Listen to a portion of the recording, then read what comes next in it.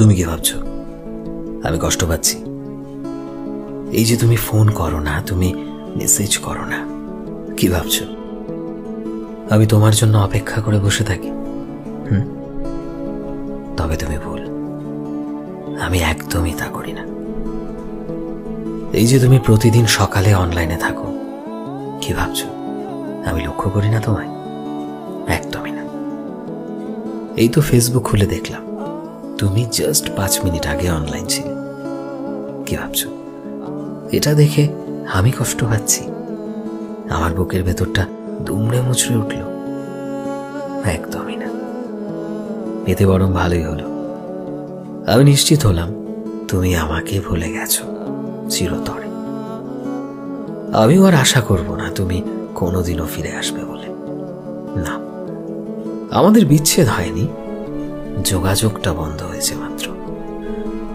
তুমি তো আমায় কোথাও ব্লকও করনি, তুমি শুধু আমার থেকে মুক্তি চেয়েছিলে, যেটা আমায় বলতে পারোনি কখনো। হঠাৎ তুমি দুম করে যোগাযোগ বন্ধ করে দিলে। আমি বুঝলাম যে যাবার সে তো একদিন যাবেই, তাই বেঁধে রাখার চেষ্টা যে করিনি সেটা বললে ভুল হবে। তুমি বুঝতে পারোনি, বুঝতে পারবেও না কখনো। তুমি আজ আমার ভালোবাসা, তাই তোমায় মুক্ত করে দিয়েছি। যদি তুমি আমার জেদ হতে, তবে আজ আমার আলিঙ্গনে থাকতে চিরতরে। তবে কি জানো তো, আমি মানি, আমি বিশ্বাস করি যে জোর করে পৃথিবীতে আর যাই হোক ভালোবাসাটা পাওয়া যায় না।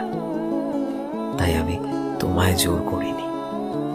তুমি বলতে পারতে যে তুমি মুক্ত হতে চাও, তুমি স্বাধীনতা চাও, তুমি আমার থেকে বেটার কাউকে ডিজার্ভ করো। আমি হাসি মুখে তোমায় চলে যেতে দিতাম।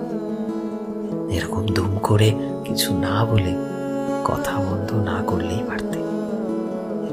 আমি আর 5টা ছেলের মতো না প্রিয়, যে তোমায় বেঁধে ধরে রাখবো। ভালোবাসা দিয়ে বাঁধতে চেয়েছিলাম, ভালোবাসা বোঝনি, চলে গেছো। আমি কিন্তু তোমায় জোর করিনি, ভালোবাসায় আর ধরে রাখতে চাই। আমার ভালোবাসা আমার কাছেই রয়েছে, তবে সেটা তোমার জন্য সারাটা জীবন থাকবে একই রকম। ভালো থেকো। সো ফ্রেন্ডস, আমি শোভন ছিলাম তোমাদের সাথে, কলমে বিশ্বজিৎ।